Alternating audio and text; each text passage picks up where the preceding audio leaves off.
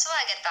ಮುದ್ದು ಮಕ್ಕಳೇ, ಬನ್ನಿ ಈಗ ನಾವು ನೋಡೋಣ ಅವರೇ ರಾಜರತ್ನಂ ರವರ ಕೃತಿಕಾರರ ಪರಿಚಯ ಹಾಗೂ अभ्यास प्रश्नोत्तरಗಳು. आसान कन्नड़ा में आपका इस्तकबाल. प्यारे बच्चे, आइए अब हम देखेंगे अवरे राजरत्नम सबक का मुसन्निफ की तारुफ, अल्फाज मानी और सवाल जवाब. इससे पहले आपको मैं सबक के मुतालिक एक बात और बोलना चाहती हूँ कि यहाँ अन्ना मतलब अब्बू का है इस लेसन में. ना मतलब मानी भाई के भी होते हैं, लेकिन ये इनका रिवाज भी है कि पहले ऐसा था कि अब्बू को अन्ना भी बोला जाता.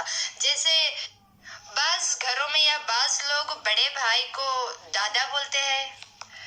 अब्बू के अब्बू दादा होते, लेकिन बड़े भाई को भी दादा बोलने लगते. तो ये एक रिवाज है कि वहाँ अन्ना बोल रहे. अन्ना का मतलब यहाँ चैत्रा और पूर्णचंद्र तेजस्वी को कुवेंपु अब्बू होते. कुप्पल्ली वेंकटप्पा पुट्टप्पा इनका कुवेंपु का लॉन्ग फॉर्म है. क्वेश्चन आंसर्स पढ़ते वक्त कंफ्यूज ना हो कि लेसन में अन्ना बोल रहे. क्वेश्चन आंसर्स को आ जाए कि यहाँ अब्बू बोल के है, तो यह अब्बू को अन्ना किया गया है. शुरू करेंगे कृतिकारर परिचय यानी मुसन्निफ की तारुफ. नंबर 1 ಹೆಸರು नाम, ಕಾಲ, वक्त, ಸ್ಥಳ प्लेस, कृति ಹಾಗೂ ಕಾದಂಬರಿಗಳು जिनके नॉवेल्स और प्रशस्ति इनामात. ओके, ಹೆಸರು ಕೆಪಿ ಪೂರ್ಣಚಂದ್ರ ತೇಜಸ್ವಿ, ಕಾಲ 1938 ರಿಂದ 2007, ಸ್ಥಳ ಕುಪ್ಪಳ್ಳಿ.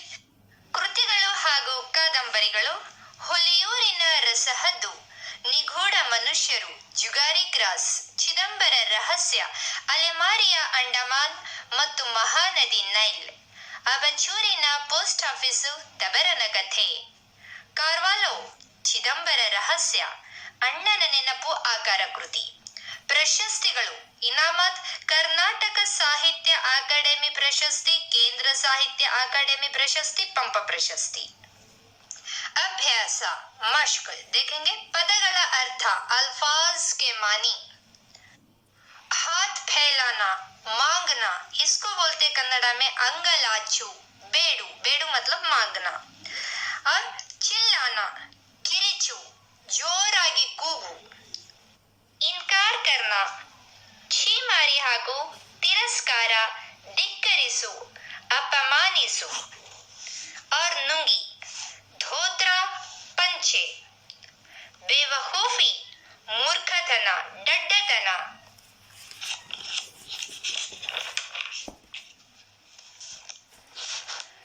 सब मिलकर यानी इज्तिमाई, इसको बोलते सामूहिका, वट्टू.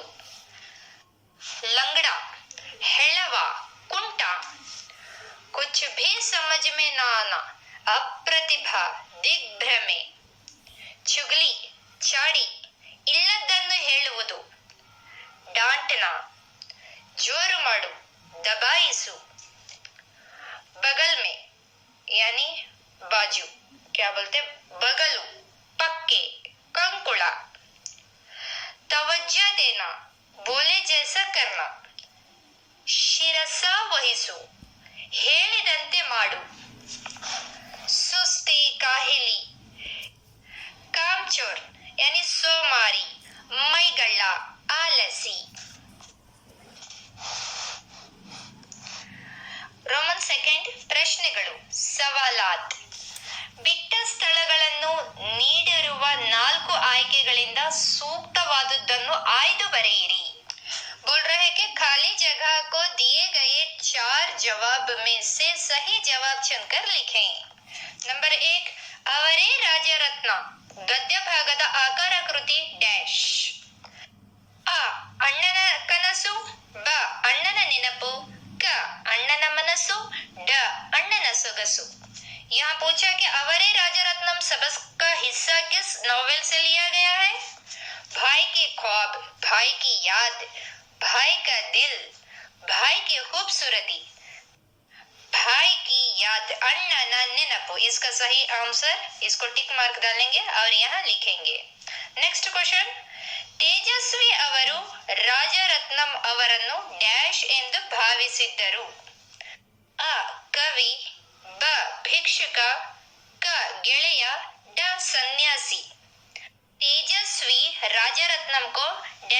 समझे थे? कवि पोएटर यानी फकीर, दोस्त सन्यासी। क्या समझे थे? फकीर। तो यहाँ टिक मार्क लगाएंगे ಭಿಕ್ಷುಕ। ಥರ್ಡ್ ಕ್ವಶನ್, ಮೂರನೇ ಪ್ರಶ್ನೆ, ತೇಜಸ್ವಿಯವರು ಬಾಲ್ಯದಲ್ಲಿ ಕವಿತೆಗಳನ್ನು ಡ್ಯಾಶ್ ಎಂದು ಭಾವಿಸಿದ್ದರು?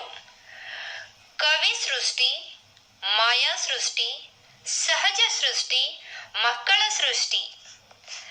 तेजस्वी बचपन में कविता यानी पोयम को डैश बोल के समझे थे।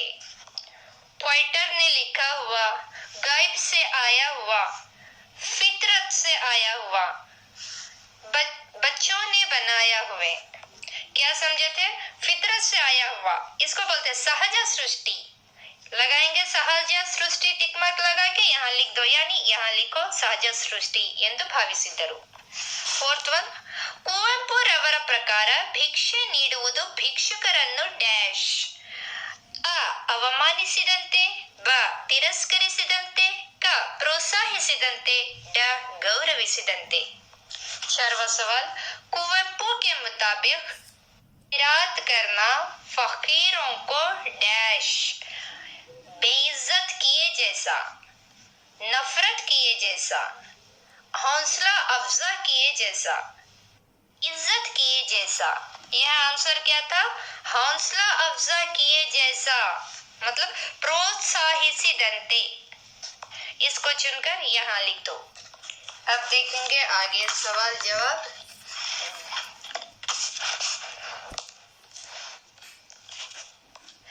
ಕೆಳಗಿನ ಪ್ರಶ್ನೆಗಳಿಗೆ ಒಂದು ವಾಕ್ಯದಲ್ಲಿ ಉತ್ತರಿಸಿ। नीचे दिए गए सवालात को एक लाइन में जवाब दो। नंबर 1, ಕುವೆಂಪುರವರು ಭಿಕ್ಷೆ ಹಾಕುವುದನ್ನು ಏಕೆ ವಿರೋಧಿಸುತ್ತಿದ್ದರು? ये पूछ रहे हैं कुवेंपु भीख यानी खैरात डालने के लिए क्यों मना करते थे? उत्तर, आश्रमदಲ್ಲಿದ್ದಾಗ ಭಿಕ್ಷೆ ಹಾಕಿ ಮೋಸ ಹೋಗಿದ್ದರಿಂದ। आश्रम में है जब भीख देके धोखा खाए बोल के। ಕುವೆಂಪು ಅವರನ್ನು ಮನೆಯವರೆಲ್ಲ ಏನೆಂದು ಕರೆಯುತ್ತಿದ್ದರು? ಕುವೆಂಪು को घर वाले सब क्या बोल के पुकारते थे? उत्तर, ಅಣ್ಣ ಎಂದು ಕರೆಯುತ್ತಿದ್ದರು, ಅಣ್ಣ बोल के पुकारते थे। ಮೂರನೆಯ ಪ್ರಶ್ನೆ, ಥರ್ಡ್ ಕ್ವಶನ್, ಕುವೆಂಪು ಅವರ ಮಕ್ಕಳು ಭಿಕ್ಷಕನೆಂದು ಭಾವಿಸಿದ ಕವಿಯ ಹೆಸರೇನು? यहाँ सवाल है, कुवेंपु के लड़के यानी बच्चे ने फकीर समझे हुए कवि कौन थे? उनका नाम क्या था? उत्तर, ಕುವೆಂಪು ಅವರ ಮಕ್ಕಳು ಭಿಕ್ಷಕನೆಂದು ಭಾವಿಸಿದ ಕವಿ ಜಿ.ಪಿ. ರಾಜರತ್ನಂ। कौन थे ना? ಜಿ.ಪಿ. ರಾಜರತ್ನಂ थे। ನಾಲ್ಕನೇ ಪ್ರಶ್ನೆ, ಕುವೆಂಪು ಅವರ ಮಕ್ಕಳು ಚಿಕ್ಕವರಿರುವಾಗ ಕವಿತೆಗಳನ್ನು ಏನೆಂದು ತಿಳಿದಿದ್ದರು? सवाल है, कुवेंपु के बच्चे ने बचपन में पोएम्स को क्या समझे थे? अब उत्तर, ಕುವೆಂಪು ಅವರ ಮಕ್ಕಳು ಕವಿತೆಗಳನ್ನು ಮರ ಗಿಡ ಇರುವಂತೆ ಸಹಜ ಸೃಷ್ಟಿ ಎಂದು ತಿಳಿದಿದ್ದರು। कुवेंपु के बच्चे ने जैसा पेड़ दरख्त होते, पौधे होते, ऐसे ही फितरत से आए हुए चीज बोल के समझते थे। ಐದನೆಯ ಪ್ರಶ್ನೆ, ಕುವೆಂಪು ಅವರ ಹೆಂಡತಿ ಮಕ್ಕಳ ಹೆಸರೇನು? सवाल, कुवेंपु के बीवी या और बच्चों के क्या नाम थे? ಐದನೆಯ ಪ್ರಶ್ನೆ, ಕುವೆಂಪು ಅವರ ಹೆಂಡತಿ ಮಕ್ಕಳ ಹೆಸರೇನು? सवाल, कुवेंपु के बीवी या और बच्चों के क्या नाम थे? उत्तर, ಕುವೆಂಪು ಅವರ ಹೆಂಡತಿ ಹೇಮಾವತಿ, ಮಕ್ಕಳು ಚೈತ್ರ ಮತ್ತು ತೇಜಸ್ವಿ। जिनके बीवी का नाम हेमावती था और बच्चों का नाम चैत्रा और तेजस्वी, लड़के थे दो। जिनको और भी दो लड़कियां भी थे जिनका नाम बताया नहीं, बस आप ये लिखो, ಮಕ್ಕಳು ಚೈತ್ರ ತೇಜಸ್ವಿ। ಸಿಕ್ಸ್ತ್ ಕ್ವಶನ್, ರಾಜರತ್ನಂ ಅವರ ಪುಟ್ಟಪ್ಪನವರನ್ನು ಏನೆಂದು ತಮಾಷೆ ಮಾಡಿದರು? ರಾಜರತ್ನಂ ಪುಟ್ಟಪ್ಪ को यानी कुवेंपु को क्या बोल के मजाक किए? ಉತ್ತರ, ಏನು ಪುಟ್ಟಪ್ಪ, ಮನೆಗೆ ಬಂದವರನ್ನೆಲ್ಲ ಮುಂದೆ ಕಳಿಸಿಬಿಡಿ ಎಂದು ಹೇಳಿದ್ದೀರಾ ಎಂದು ತಮಾಷೆ ಮಾಡಿದರು। क्या बोले थे उन्होंने? जवाब, क्या पुट्टप्पा, घर को आए सो वालों को पूरा आगे भेज दो बोल के बोल दिए क्या बोल के मजाक किए थे ना। नेक्स्ट देखेंगे, ಕೆಳಗಿನ ಪ್ರಶ್ನೆಗಳಿಗೆ 3-4 ವಾಕ್ಯಗಳಲ್ಲಿ ಉತ್ತರಿಸಿ। नीचे दिए गए हुए सवालात को 3-4 लाइन में जवाब दो। ಪ್ರಶ್ನೆ 1. ಕುವೆಂಪು ಅವರಿಗೆ ಭಿಕ್ಷುಕರ ಬಗ್ಗೆ ಇದ್ದ ಅಭಿಪ್ರಾಯವೇನು?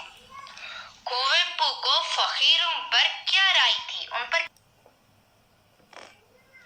ಕುವೆಂಪು ಅವರಿಗೆ ಭಿಕ್ಷಕ್ಕೆ ಬರುವವರೆಲ್ಲ ಸಾಧಾರಣವಾಗಿ ಮೋಸಗಾರರು ಅಥವಾ ಕದಿಯಲು ಏನಾದರೂ ಇದೆಯೇ ಎಂದು ನೋಡಿಕೊಂಡು ಹೋಗಲು ಬರುವ ಕಳ್ಳರು, ಇಲ್ಲವೇ ದುಡಿದು ತಿನ್ನಲು ಇಷ್ಟವಿಲ್ಲದ ಸೋಮಾರಿಗಳು. ಆದ್ದರಿಂದ ಅವರಿಗೆ ಭಿಕ್ಷೆ ಹಾಕಿ ಪ್ರೋತ್ಸಾಹಿಸಬಾರದೆಂಬ ಅಭಿಪ್ರಾಯವಿತ್ತು.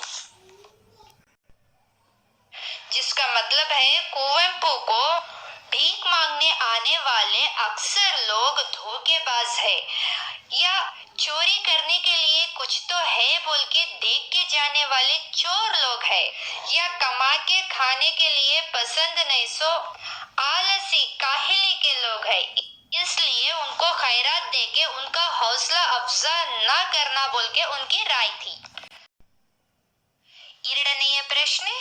ಕುವೆಂಪು ತಮ್ಮ ಮಕ್ಕಳಿಗೆ ರಾಜಾರತ್ನಂ ಅವರನ್ನು ಹೇಗೆ ಪರಿಚಯಿಸಿದರು? जिसका मतलब है कुवेंपु अपने बच्चों को राजारत्नम की पहचान कैसे करवाए? जवाब. ಕುವೆಂಪು ತಮ್ಮ ಮಕ್ಕಳಿಗೆ ಇವರು ಯಾರು ಗೊತ್ತಾ? ನಿಮ್ಮ ಪುಸ್ತಕದಲ್ಲಿ ಬಣ್ಣದ ತಗಡಿನ ತುತ್ತೂರಿ, ಕಾಸಿಗೆ ಕೊಂಡನು ಕಸ್ತೂರಿ ಓದಿದ್ದೀರಲ್ಲ, ಇವರೇ ಅದನ್ನು ಬರೆದವರು ಎಂದು ರಾಜರತ್ನಂ ಅವರನ್ನು ಪರಿಚಯಿಸಿದರು. जवाब. कुवेंपु अपने बच्चों को एक काम पता है? आपके किताबों में पढ़ते ना, बन्नद तगड़िन तुत्तूरी, कासिगे ಕೊಂಡನ कस्तूरी पढ़े हैं ना, वही ये लिखे सो वाले बोल के राजारत्नम को शनाख्त किए, यानी पहचान करवाए. ಮೂರನೇ ಪ್ರಶ್ನೆ. ರಾಜರತ್ನಂ ಅವರ ವೇಷಭೂಷಣಗಳು ಹೇಗಿದ್ದವು? यहाँ पूछ रहे राजरत्नम क्या हुलिया कैसा था? ಉತ್ತರ. ರಾಜರತ್ನಂ ಬಿಳಿಯ ಅಡ್ಡ ಪಂಚೆ ಹಾಗೂ ಬಿಳಿಯ ಅಂಗಿ ತೊಟ್ಟು ಮೈ ಮೇಲೆ ನಸು ಕಂದು ಧೋತ್ರ ಹೊದ್ದಿದ್ದರು. ಅವರ ಬಗಲಲ್ಲೊಂದು ದೊಡ್ಡ ಜೋಳಿಗೆಯಂತಹ ಚೀಲ ಇತ್ತು. ಇದು ಅವರ ವೇಷಭೂಷಣ. ಜವಾಬ್. राजारत्नम सफेद अड्डा पंचे मतलब कच्ची पंचे बोल के भी बनते, शायद वही सफेद रंग की थी और सफेद रंग का झुब्बा, ऊपर ब्राउन कलर का शालवा, उनके बगल में या खांधे के ऊपर एक बड़ी थैली थी. यही उनका हुलिया था.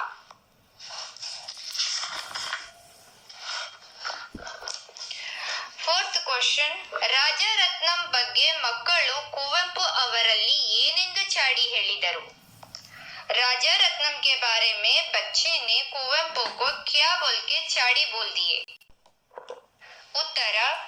ರಾಜಾರತ್ನಂ ಬಗ್ಗೆ ಮಕ್ಕಳು ಕುವೆಂಪು ಬಳಿ ಹೋಗಿ, ಯಾವನೋ ಒಬ್ಬ ಮುಂದೆ ಹೋಗು ಅಂದರೂ ಹೋಗದೆ ನಿಂತೇ ಇದ್ದಾನೆ ಎಂದು ಚಾಡಿ ಹೇಳಿದರು. क्या बोलते हैं ना राजारत्नम के बारे में? बच्चों ने कुवेंपु के पास जाके कौन की एक आदमी आगे जाओ बोले तो भी नहीं जा रहा, वही खड़ा रहा बोल के ಚಾಡಿ बोल दिए. ಐದನೇ ಪ್ರಶ್ನೆ. ಕವಿತೆಯ ಜೊತೆಗೆ ಕವಿಯ ಹೆಸರನ್ನು ಏಕೆ ನೆನಪಿನಲ್ಲಿಡಬೇಕು? यहाँ पूछ रहे पोएम के साथ पोएटर का नाम भी क्यों याद रखना चाहिए? उत्तर. ಕವಿತೆ ಕವಿಯ ವಿಚಾರಧಾರೆ, ಮನೋಭಾವನೆಯನ್ನು ಪ್ರತಿಬಿಂಬಿಸುತ್ತದೆ. ಇದರಿಂದ ಅವರ ವ್ಯಕ್ತಿತ್ವದ ಪರಿಚಯವಾಗುತ್ತದೆ. ಹೀಗಾಗಿ ಅವರ ಹೆಸರನ್ನು ನೆನಪಿನಲ್ಲಿಡುವುದು ಅನಿವಾರ್ಯ ಹಾಗೂ ಅವಶ್ಯಕವಾಗಿದೆ. जिसका मतलब है कविता कवि की राय, उसकी सोच का आईना दिखाता है. उसके जरिए उसकी मिजाज की पहचान होती है. इसलिए नाम भी याद रखना लाजमी और जरूरी है. ಆರನೆಯ ಪ್ರಶ್ನೆ. ಕುವೆಂಪು ಅವರು ರಾಜರತ್ನಂ ಅವರನ್ನು ಮನೆಯ ಒಳಕ್ಕೆ ಹೇಗೆ ಬರಮಾಡಿಕೊಂಡರು? कुवेंपु राजारत्नम को घर के अंदर कैसे इस्तेकबाल किए? उत्तर. ಕುವೆಂಪು ಹೊರಬಂದು ನೋಡಿದವರೇ ಅವರ ಗುರುತು ಹಿಡಿದು ಓಹೋ ಬನ್ನಿ ಬನ್ನಿ ಎಂದೆನ್ನುತ್ತಾ ಅವರೇ ಸರಸರ ಮುಂದುವರೆದು ಗೇಟು ತೆಗೆದು ರಾಜರತ್ನಂ ಅವರನ್ನು ಕರೆದುಕೊಂಡು ಬಂದರು. ಕುವೆಂಪು बाहर आके देखते ही उनको पहचान के ओहो आइए आइए बोलते हुए खुद ही सर जाके गेट खोल के राजा रत्नम का इस्तेकबाल किए, यानी राजा रत्नम को बुला लेके आए. 7ನೇ ಪ್ರಶ್ನೆ, ಕುವೆಂಪು ಅವರ ಮಕ್ಕಳನ್ನು ಕಂಡಾಗಲೆಲ್ಲ ರಾಜರತ್ನಂ ಏನೆಂದು ತಮಾಷೆ ಮಾಡುತ್ತಿದ್ದರು? कुवेंपु के बच्चे दिखे जब सब राजा रत्नम क्या बोल के मजाक करते थे? ಉತ್ತರ, ರಾಜರತ್ನಂ ಯಾವಾಗಲಾದರೂ ಕುವೆಂಪು ಮನೆಗೆ ಬಂದಾಗ ಮಕ್ಕಳನ್ನು ನೋಡಿದಾಗಲೆಲ್ಲ ಏನ್ರಪ್ಪ ಒಳಗೆ ಬರಬಹುದೋ, ಮುಂದೆ ಹೋಗಬೇಕು ಎಂದು ತಮಾಷೆ ಮಾಡುತ್ತಿದ್ದರು. यह जवाब है. राजरत्नम कभी भी कुवेंपु के घर आए जब बच्चों को देखते ही क्या बोलते थे? क्या बाबा अंदर आऊं या ऐसे ही आगे जाऊं बोल के क्या मजाक करते थे.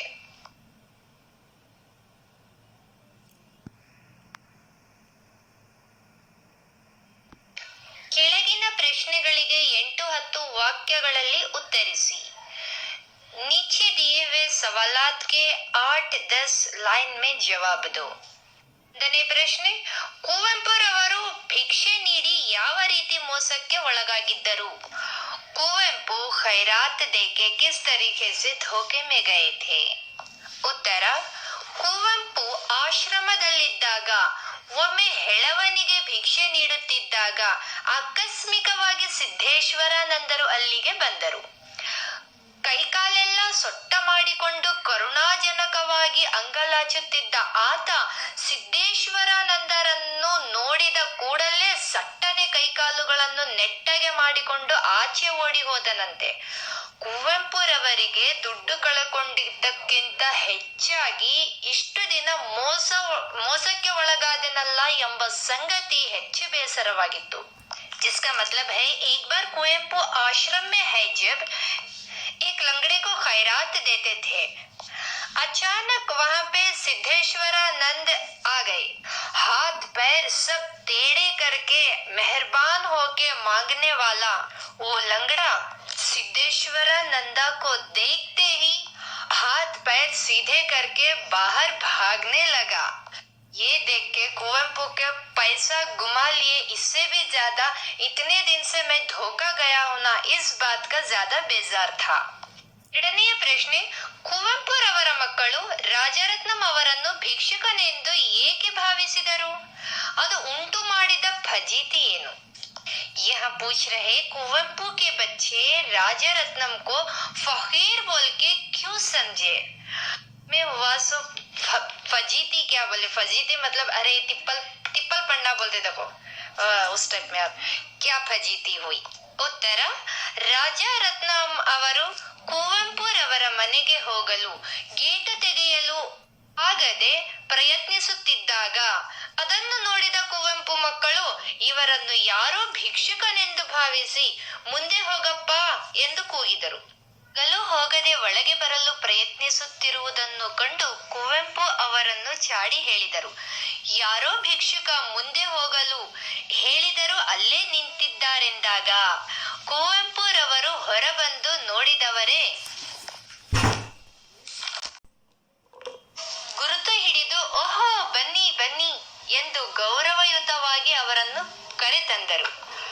ಮುಂದೆ ಹೋಗು ಎಂದು ಹೇಳಿದ ಮನುಷ್ಯನಿಗೆ ಸಿಕ್ಕ ಮರ್ಯಾದೆ ನೋಡಿ ಕುವೆಂಪು ಮಕ್ಕಳು ಅಪ್ರತಿಭರಾಗಿ ಪಿಳಿ ನೋಡುತ್ತಾ ನಿಂತರು. इसका मतलब है राजरत्नम कुवेंपु के घर जाने के लिए गेट खोलने ना होके कोशिश करते जब इसको देखे हुए कुवेंपु के लड़कों ने फकीर समझ के आगे जाओ बोल के पुकारे तो भी वो अंदर आने की कोशिश में ही थे. फिर जाके कुवेंपु को चाड़ी बोल दिए कि कौन की आदमी आगे जाओ बोल के बोले तो भी वही खड़ा है. कुवेंपु बाहर आते और देखते ही जिनको पहचान के हो आइए बोल के इज्जत के साथ अंदर बुला ले आते हैं. अब आगे जाओ बोल के बोल दिए सो इंसान को मिला हुआ इज्जत देख के कुवेंपु के लड़के ने उनके बच्चों ने कुछ भी ना समझ में आके शर्मिंदगी से देखते हुए खड़ जाते, इसी को बोलते हैं फजीती। चलिए हम आगे बढ़े। अब संदर्भदೊಡನೆ ವಿವರಿಸಿ, यहाँ इन जुमलों का मौके के साथ तफसील करना है। नंबर 1, ಯಾವನೋ ಒಬ್ಬ ಮುಂದೆ ಹೋಗು ಅಂದರೂ ಹೋಗದೆ ನಿಂತೇ ಇದ್ದಾನೆ। कौन कि एक आदमी आगे जाओ बोले तो भी नहीं गए जैसा खड़के ही है। ಸಂದರ್ಭ, ಈ ವಾಕ್ಯವನ್ನು ಕೆಪಿ ಪೂರ್ಣಚಂದ್ರ ತೇಜಸ್ವಿ ಅವರ ಅವರೇ ರಾಜರತ್ನಂ ಗದ್ಯ ಭಾಗದಿಂದ ಆರಿಸಿಕೊಳ್ಳಲಾಗಿದೆ। ರಾಜರತ್ನಂ ಕುವೆಂಪುರವರ ಮನೆಗೆ ಬರಲು ಗೇಟನ್ನು ತೆಗೆಯಲು ಪ್ರಯತ್ನಿಸುತ್ತಿದ್ದರು। ಇದನ್ನು ನೋಡಿದ ಕುವೆಂಪು ಮಕ್ಕಳು ಭಿಕ್ಷುಕನೆಂದು ಭಾವಿಸಿ ಮುಂದೆ ಹೋಗಪ್ಪ ಎಂದು ಕೂಗಿದರೂ ನಿಂತೇ ಇರುವುದನ್ನು ಕಂಡು ಒಳಗೆ ಓಡಿ ಹೋಗಿ ಕುವೆಂಪುರವರನ್ನು ಈ ಮೇಲಿನ ಮಾತನ್ನು ಹೇಳುತ್ತಾರೆ। इस जुमले को केपी पूर्णचंद्र तेजस्वी के अवरे राजरत्नम सबह के हिस्से से चुन लिया गया है। राजरत्नम कुवेंपु के घर आने के लिए गेट खोलने की कोशिश करते थे। इसको देखे कुवेंपु के बच्चे ने फकीर समझ के आगे जाओ बोल के पुकारे तो भी वही खड़े हुए देखे अंदर भागते हैं और जाके कुवेंपु को ये ऊपर का जुमला बोलते हैं। ಸೆಕೆಂಡ್ ಕ್ವೆಶ್ಚನ್, ನಿಮ್ಮ ಪುಸ್ತಕದಲ್ಲಿ ಬಣ್ಣದ ತಗಡಿನ ತುತ್ತೂರಿ ಕಾಸಿಗೆ ಕೊಂಡನು ಕಸ್ತೂರಿ ಓದಿದ್ದೀರಲ್ಲ, ಇವರೇ ಅದನ್ನು ಬರೆದವರು। यहाँ बोल रहे आपके किताब में ಬಣ್ಣದ ತಗಡಿನ ತುತ್ತೂರಿ ಕಾಸಿಗೆ ಕೊಂಡನು ಕಸ್ತೂರಿ पढ़े हैं ना, वो इन्होंने ही लिखा है। ಈ ವಾಕ್ಯವನ್ನು ಕೆಪಿ ಪೂರ್ಣಚಂದ್ರ ತೇಜಸ್ವಿ ಅವರ ಅವರೇ ರಾಜರತ್ನಂ ಗದ್ಯ ಭಾಗದಿಂದ ಆಯ್ದುಕೊಳ್ಳಲಾಗಿದೆ। ಕುವೆಂಪುರವರ ಮಕ್ಕಳು ಭಿಕ್ಷುಕನೆಂದು ಭಾವಿಸಿ ಮುಂದೆ ಹೋಗು ಎಂದು ಹೇಳಿದ್ದ ಮನುಷ್ಯನಿಗೆ ಕುವೆಂಪು ಗೌರವದಿಂದ ಬರಮಾಡಿಕೊಂಡರು। ಆಗ ರಾಜರತ್ನಂ ಅವರು, ಏನು ಪುಟ್ಟಪ್ಪ, ಮನೆಗೆ ಬಂದವರನ್ನೆಲ್ಲ ಮುಂದೆ ಕಳಿಸಿಬಿಡಿ ಎಂದು ಹೇಳಿದ್ದೀರಾ ಎಂದು ತಮಾಷೆಯಾಗಿ ಕೇಳಿದಾಗ ಅದಕ್ಕೆ ಕುವೆಂಪುರವರು ಮಕ್ಕಳ ಕಡೆ ನೋಡಿ ಈ ಮೇಲಿನ ಮಾತನ್ನು ಹೇಳುತ್ತಾರೆ। जुमले का मौका और तफसील, इस जुमले को केपी पूर्णचंद्र तेजस्वी के अवरे राजरत्नम सबह के हिस्से से लिया गया है।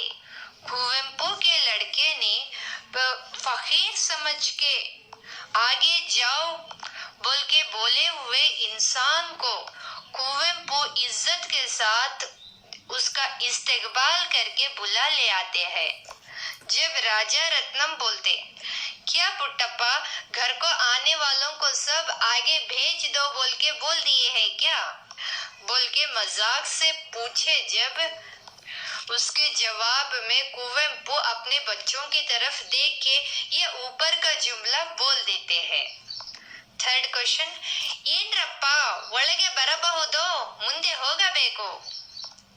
क्या बाबा घर के अंदर आऊं या वैसे ही चले जाऊं।